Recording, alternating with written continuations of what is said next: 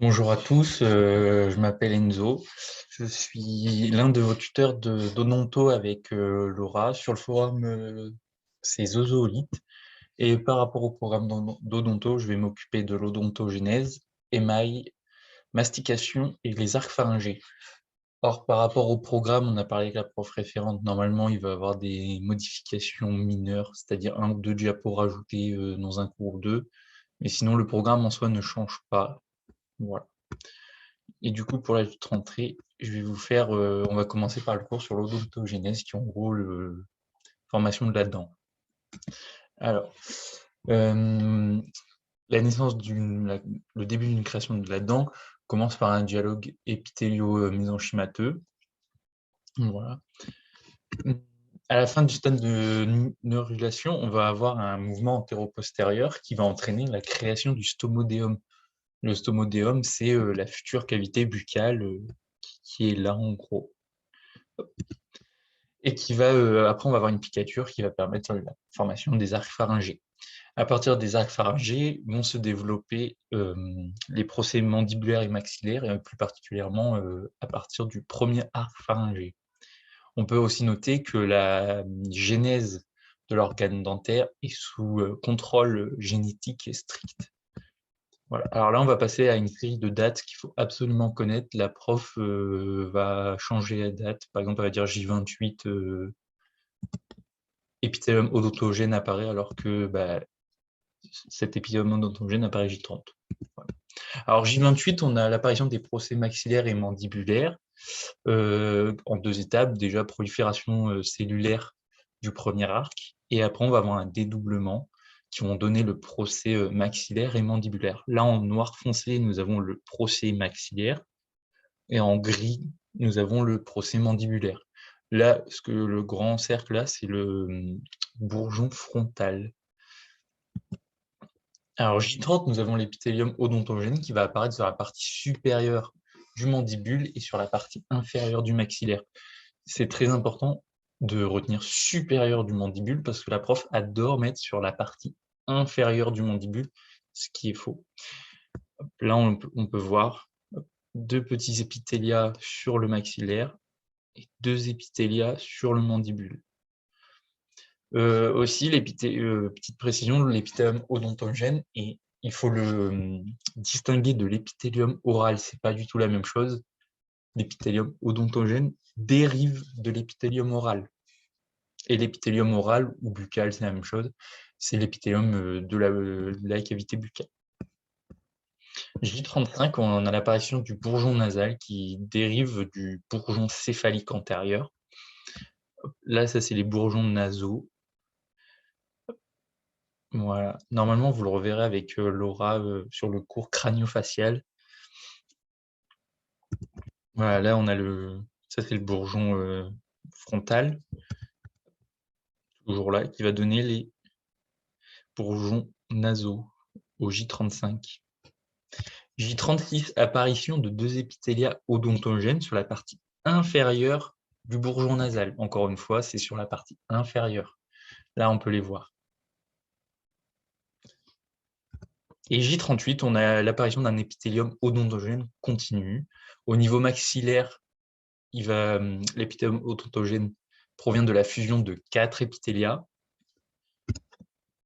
Là, 1, 2, 3 et 4. Alors que pour l'épithélium odontogène mandibulaire, ça provient de la fusion de 2 épithélias. Donc on peut dire que l'épithélium odontogène maxillaire provient de la fusion de 2 épithélias nasaux, odontogènes qui proviennent des processus des bourgeons nasaux, et de 2 épithélias qui proviennent du procès maxillaire. Je sais pas, je vous ai perdu. Alors là, on va passer à l'évolution de l'épithélium odontogène et du mésenchyme. Alors là, par rapport aux flèches noires, on peut voir l'épithélium buccal, oral, qui est composé de 2 à 3 strates cellulaires. En gros, c'est 2 à 3 couches de cellules, ce qui est plutôt fin. Et là, on a l'épithélium odontogène qui se distingue par une augmentation des strates cellulaires. On dit qu'il apparaît comme un épaississement de l'épithélium buccal. J'ai perdu la souris. Là, on voit qu'ici, il y a beaucoup plus d'épaisseur de cellules au niveau des flèches rouges qu'au niveau des flèches noires, là, c'est tout fin et là, c'est bien épais. Alors, au niveau du tissu ectomésenchymateux, c'est toute la partie là, en gros, sous l'épithélium. Bah, juste au niveau de l'épithélium odontogène, qui est là, on va avoir une densification cellulaire. Là, on les voit, c'est tous les petits points violets, ce sont des cellules. Alors que là, au niveau de l'épithélium oral, il n'y a pas spécialement de densification cellulaire. C'est vraiment en face de l'épithélium odontogène. Alors, l'épithélium odontogène va donner deux lames. La lame vestibulaire, s'apoptose pour donner le vestibule. Le vestibule, c'est l'espace entre la joue et les dents à l'intérieur de la bouche.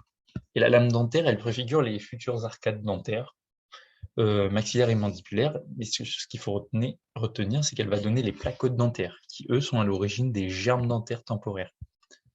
Voilà, on voit que là, on a l'épithélium odontogène, lame vestibulaire, lame dentaire. Lame dentaire va donner la lame dentaire primaire, qui va donner 10 germes par arcade, 10 dents maxillaires, 10 dents mandibules, 10 germes temporaires, les dents de lait. Et après, à partir de la lame primaire, on va avoir la lame dentaire secondaire qui, elle, va donner 16 germes par arcade, qui seront 16 dents permanentes.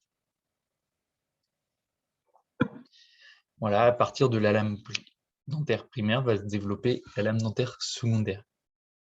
Du coup, il faut vraiment retenir que la lame dentaire primaire, elle va donner 16 dents temporaires par arcade, alors que la lame dentaire secondaire, ce sera 16 dents permanentes par arcade. Alors, chaque placode évoluera de façon similaire. Très importante, c'est de façon similaire, jusqu'au stade de cloche, en subissant différentes transformations morphologiques. Voilà, là, on a les premiers stades qui sont bourgeon, cupule, cloche. Après, il y aura d'autres stades, mais on ne les voit pas. Ce qu'il faut retenir, c'est qu'ils vont avoir une même composition tissulaire, c'est-à-dire les mêmes tissus, mais ce qui va changer, c'est l'agencement de ces tissus qui va permettre de donner des formes différentes. Si vous regardez dans un miroir, vous verrez que les molaires n'ont pas du tout la même forme qu'une canine, qu'un incisif. Et j'insiste sur évoluera de façon similaire jusqu'au stade de cloche. C'est vraiment très important, la prof fait tomber ça très souvent. Alors là, on va voir les différents stades de cloche. Alors là, ce qu'il va falloir retenir, c'est surtout ne pas se tromper entre une caractéristique qui est au niveau du stade de bourgeon et au niveau du cupulage. Il ne faut pas se mélanger. La prof va dire à propos du bourgeon, on a ça, alors qu'en fait, ce n'est pas au stade de bourgeon, c'est au stade de cloche. Alors, déjà, on a une partie épithéliale qui a une forme cylindrique qui s'enfonce dans l'ectomésenchyme. Et de l'extérieur vers l'intérieur, on a membrane basale, cellule basale et cellule de remplissage. Après, à la fin du stade de bourgeon, on a la formation dans la partie apicale d'un nœud de l'émail primaire. Alors déjà, on voit la partie épithéliale qui s'enfonce, de cylindre qui s'enfonce dans le tissu ectomésenchymateux, qui est vert là. Alors, la membrane basale, elle est là, tout autour, là. Elle se situe entre le vert et le bleu, les petits carrés bleus. Là, on a une petite membrane basale, elle n'est pas représentée. Les petits carrés bleus sont les cellules basales. Et là, les petits points gris sont les cellules de remplissage. Alors là, au niveau du nœud de l'émail primaire, un truc qui est très important de retenir, c'est que les cellules composant le nœud de l'émail primaire se distinguent des autres cellules par rapport aux facteurs de transcription et des facteurs de signalisation à leur surface différents des autres cellules. Voilà, c'est ça qu'il faut retenir. En gros, ils n'ont aucune différence morphologique. Les seuls critères qui les différencient d'autres cellules sont les facteurs de signalisation et les facteurs de transcription.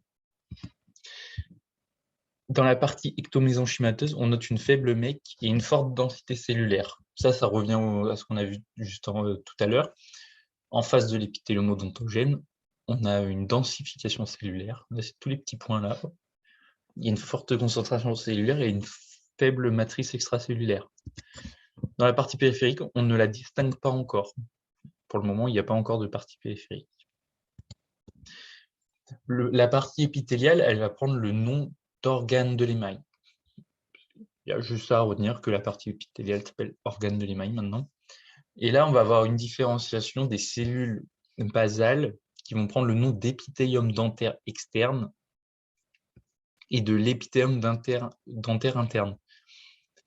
Pour l'épithélium dentaire externe, ça va être en regard de l'extérieur de la cupule, alors que l'épithélium dentaire interne, il va être en regard de l'intérieur de la cupule.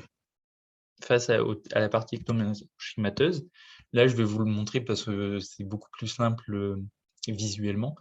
Là, en gros, on a un bleu plus clair, tout là.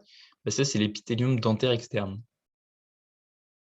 Hop, qui est en regard de l'extérieur. En gros, là, tout là, c'est l'extérieur de la cupule. Là, c'est l'intérieur. Et là, on voit que l'épithélium dentaire externe est en regard de l'extérieur. Et là, en bleu un peu plus foncé, on a notre épithélium dentaire interne, qui est en regard de la qui est en regard interne de la cupule, qui regarde vers l'intérieur. Du coup, maintenant, de l'extérieur vers l'intérieur, nous avons 3 strates cellulaires: épithélium dentaire externe, cellules de remplissage et épithélium dentaire interne. Là, épithélium dentaire externe, cellules de remplissage, les petits points qu'on a vus déjà avant. Et là, on a l'épithélium dentaire interne. Voilà. C'est important de retenir l'ordre de l'extérieur vers l'intérieur. C'est pas compliqué. Dans la partie ectomésenchymateuse, c'est-à-dire en regard de l'épithélium dentaire interne, on va avoir une apparition d'une vascularisation inorganisée. Là, on la voit. Ce qui est important, c'est apparition d'une vascularisation inorganisée. La prof, elle aime bien mettre apparition d'une vascularisation organisée ou alors développement d'une vascularisation organisée, ce qui est faux. Là, il faut retenir apparition d'une vascularisation inorganisée. J'insiste parce que le jour d'examen, on peut stresser et pas faire attention à ces petits détails. Sauf que la prof, elle va faire des pièges sur ces petits détails et je sais que par moment, on a du mal. Du coup, je vous répète les choses.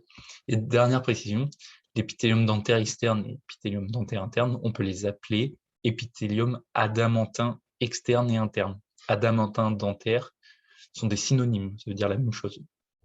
Donc, soyez pas choqués si la prof, le jour de l'examen, met épithélium adamantin.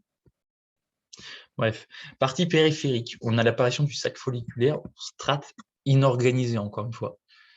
Si c'est marqué au stade de cupule jeune, on voit sac folliculaire, strate organisée, c'est totalement faux. Et la prof adore faire ce genre de piège. Là, on le voit, c'est des petites strates tout autour, là, totalement inorganisées. Alors, au niveau du stade de cupule âgée, dans la partie épithéliale, très très important, disparition du nœud de l'émail primaire. On note aussi une modification morphologique, cette fois-ci, des cellules de remplissage en cellules étoilées.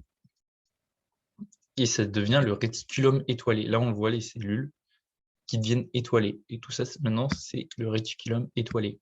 Du coup, maintenant, de l'extérieur vers l'intérieur, nous avons épithélium dentaire externe, réticulum étoilé, épithélium dentaire interne. Et là, on voit au niveau de l'épithélium dentaire interne, on n'a plus de nœud de l'émail primaire. Dans la partie ectomésenchymateuse, cette partie, maintenant, on va l'appeler papille ectomésenchymateuse. Et on note une vascularisation plus organisée et un début d'innervation. Pardon. Alors, une vascularisation plus organisée. La prof peut dire la vascularisation s'organise. Il faut juste noter que c'est une vascularisation qui s'organise. Et un début d'innervation. Là, on voit que la vascularisation s'organise, elle se développe. Il y a un tout début d'innervation. Il n'y a encore rien de particulier. Et que le sac folliculaire s'est organisé en strates. Là, on le voit, tout est organisé en strates. Organisation.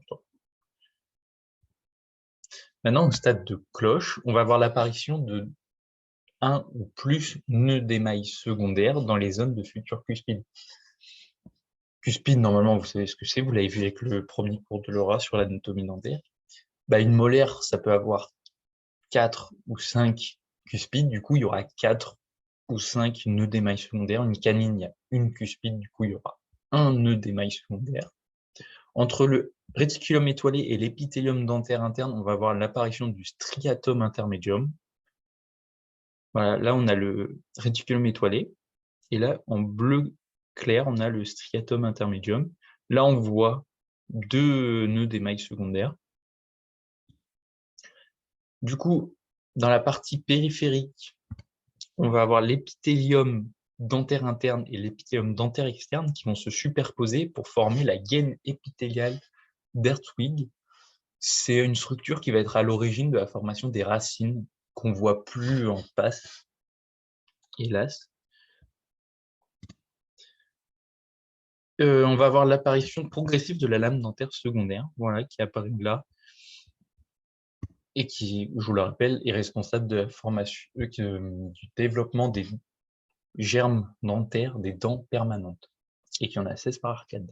Petit rappel. Dans la partie ectomésenchymateuse, on voit que là, cette fois-ci, on a un véritable axe vasculaire. On voit que la vascularisation, là, elle est bien présente, et que l'innervation se développe. Voilà, si par exemple, au stade de cupule âgée, la prof dit on a un véritable axe vasculaire, c'est faux. L'axe vasculaire, c'est un stade de cloche. Et que chaque germe est individualisé dans une crypte osseuse. Là, on la voit. Et que les cellules dans la papille ectomésenchymateuse, en face de l'épithélium dentaire interne, vont se différencier en odontoblastes. Ça, vous le reverrez, oui, vous le reverrez avec Laura. C'est le cours sur la dentine. Les odontoblastes sont les cellules qui vont sécréter la dentine. Et dans la partie périphérique, le sac folliculaire va donner le desmodonte, ou ligament dento-alvéolaire. Là, on le voit.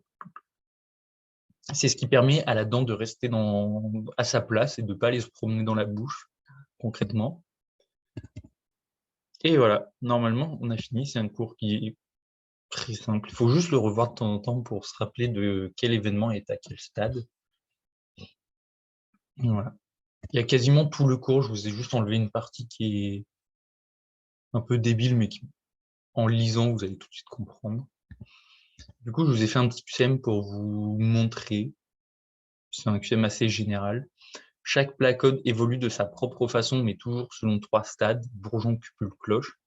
Ce qu'il faut ici, c'est de sa propre façon, parce que je vous l'ai dit, chaque placode évolue de façon similaire.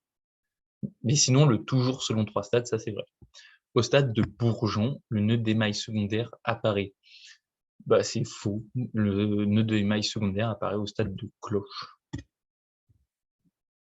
Le réticulum étoilé, apparaissant au stade de cupulagé, se trouve à l'extérieur de l'épithélium dentaire externe. Là, le piège, il se trouve au niveau de « se trouve à l'extérieur de l'épithélium dentaire externe », parce que je vous l'ai dit, ça fait de l'extérieur vers l'intérieur, épithélium dentaire externe, réticulum étoilé, puis épithélium dentaire interne. Voilà. Épithélium dentaire externe, réticulum étoilé et l'épithélium dentaire interne. Au stade de cloche, on observe un axe vasculaire ainsi qu'un début d'innervation. C'est faux. Le début d'innervation, comme je vous l'ai dit, il commence au stade de cupulagé. L'axe vasculaire, c'est vrai, c'est bien au stade de cloche. Voilà, il n'y a rien de compliqué. Petite information en plus, l'épithélium dentaire interne, c'est ce qui va donner les améloblastes et c'est ce qui va permettre la formation de l'émail qu'on reverra pendant la tute rentrée au prochain cours. Voilà, du coup, tout est bon pour moi. J'espère que le cours vous a plu et on se revoit au prochain cours pour voir l'émail. Allez, bisous!